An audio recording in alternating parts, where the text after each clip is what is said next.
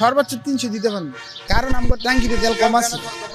আমরা ডিপুতে গেছি, ডিপুতে তাই গাড়ি ফিরে দিছে, মানে যা আছে রিজার্ভে তা দিতেছি, পাবলিকে কম কম করে সবাই মিলে দিলে দিতেছে আর কি, যত না আছে এত দিতে পারবো। 94% চিনিযুক্ত অরেঞ্জ ড্রিঙ্কস না, নিন জিরো ক্যাল অরেঞ্জ ড্রিঙ্ক পাউডার।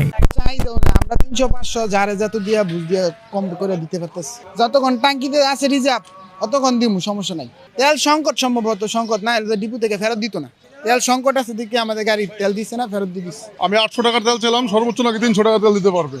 কারণ হচ্ছে যে আমি তো ঢাকা থেকে আপনার যাবো নরসিংদী থেকে আবার কালকে যাবো ঢাকা। এখন তো আমার 400 টাকার তেল লাগবেই।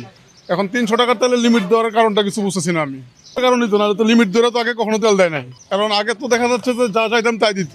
আমি এই পাম্প থেকে আসা যাওয়াকালীন তেল নিই আমি, যেমন ঢাকা থেকে আসি এদিক দিয়ে তেল নিয়ে যাই, আবার যাওয়ার সময় মোটামুটি এখানে করি। কিন্তু আজকে তো লিমিট ধরে দিল।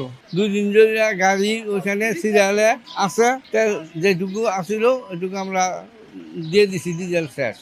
এখন অল্প সংখ্যক পেট্রোল অকটেন আছে, এটা ওই 2 লিটার 3 লিটার দিয়ে শেষ হয়ে গেছে, আর শেষ হয়ে গেছে।